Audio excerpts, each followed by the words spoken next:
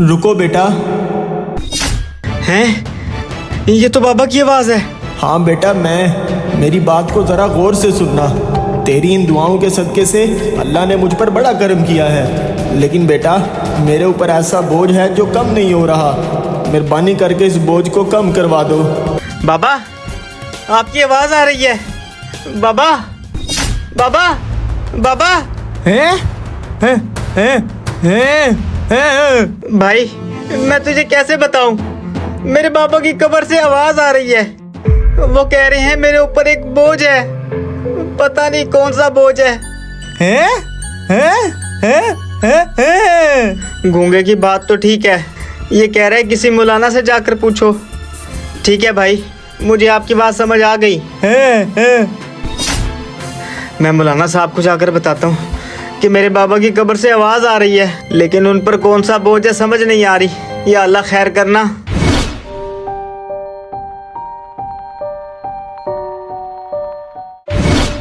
शुक्र है मौलाना साहब, आप मुझे यहीं पर मिल गए। आदिल, क्या हुआ? क्यों परेशान हो? मौलाना साहब, एक छोटा सा मसला है। बताओ, क्या मसला है? मौलाना साहब, मैं अपने बाबा की कब्र से फातिहा पढ़ के वापस जाने लगा। उनकी कब्र से आवाज़ आई, बेटा मेरे ऊपर एक बोझ है, उसे कम करवा दो। लेकिन मैं नहीं जानता कौन सा बोझ है और कैसे कम करवाऊं। आप ये बताएं, आपके पापा का किसी से लेन देन था या कोई दुनियावी मामलात? मौलाना साहब, ये आप क्या कह रहे हैं? मेरे बाबा का तो किसी से कोई लेन देन नहीं था, लेकिन हाँ, मेरे बाबा ने छोटे चाचू को हिस्सा देने से इनकार किया और वो हमारे घर से नाराज होकर चले गए। मुझे तो बस यही बात याद है, इसके अलावा तो और कोई मामलात नहीं थे। मैं मामले की तह तक पहुंच चुका हूँ, लेकिन तुम ये बताओ, तुम्हारे छोटे चाचा दुनिया में हयात हैं? जी मौलाना साहब, वो जिंदा हैं। अच्छा ये बताओ, जब तुम्हारे वालिद साहब का इंतकाल हुआ था तो तुम्हारे छोटे चाचू जनाजे पर आए थे? मौलाना साहब, जब से चाचू नाराज होकर घर से गए थे, वो ये कह कर गए थे कि आज से हमारा जीना मरना खत्म। मेरे भाई, मुझे सब बात समझ आ गई है। हकूकुल्लाह तो अल्लाह पाक माफ़ कर देता है, लेकिन हकूकुल इबाद उस वक्त तक माफ़ नहीं होते जब तक बंदा खुद ना माफ़ कर दे। अब तुम ऐसे करो, अपने छोटे चाचू के पास जाओ और उनसे माफ़ी मांगो, ताकि तुम्हारे बाबा की कब्र का बोझ हल्का हो जाए। मौलाना साहब, 15 साल से हमारा वहाँ आना जाना बंद है, भला मैं किस मुंह से वहाँ पर जाऊँगा? आप मेहरबानी करें, मेरे साथ चलें, आपको देखकर वो मुझे माफ़ कर देंगे। नेक काम में देरी कैसी? चलो मेरे साथ। अस्सलाम वालेकुम भाई। वालेकुम अस्सलाम मौलाना साहब, कैसे आना हुआ?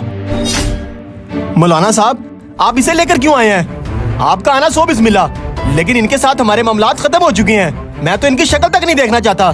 इसके वालिद ने जायदाद के पीछे बड़ी महफिल में मुझे थप्पड़ मारा था और मुझे अब तक याद है, और मैं क़यामत तक नहीं भूलूंगा। मेरे भाई बात सुनो, जो भी इस दुनिया में आया है उसने मरना जरूर है, और मरने के बाद उसे माफी और अल्लाह की रहमत के अलावा और कुछ नहीं चाहिए होता।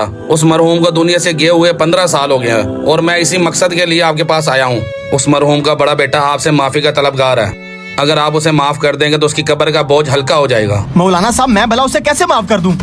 उसने बड़ी महफिल में जायदाद के पीछे मेरी गाल पर थप्पड़ मारा था। मेरी भी कोई इज्जत है? भाईजान, ये आप क्या कह रहे हैं? आपने हदीस में नहीं सुना कि अगर माफ करने से अगर तुम्हारी इज्जत में कमी आ जाए तो क़यामत वाले दिन मुझसे ले लेना। अगर आप अपने मरहूम भाई को माफ कर दोगे तो आपका भी भला होगा। मौलाना साहब, मुझसे बहुत बड़ी भूल हो गई। मैं अपनी अना में आकर दीन को भूल बैठा था, लेकिन आपने हदीस नबी सुनाकर मेरा ईमान ताज़ा कर दिया। मैं उस मरहूम को सच्चे दिल से माफ करता हूँ। मेरे प्यारे दोस्तों, हकूकुल्लाह अल्लाह के साथ हैं। वो मेहरबान है, माफ कर देता है, लेकिन हकूकुल इबाद वो जिम्मेदारियां हैं जो इंसानों पर इंसानों का हक हैं। जब तक इंसान एक दूसरे को माफ नहीं करते, अल्लाह भी माफी नहीं देता। इस वीडियो को सदका जारिया समझकर शेयर करें।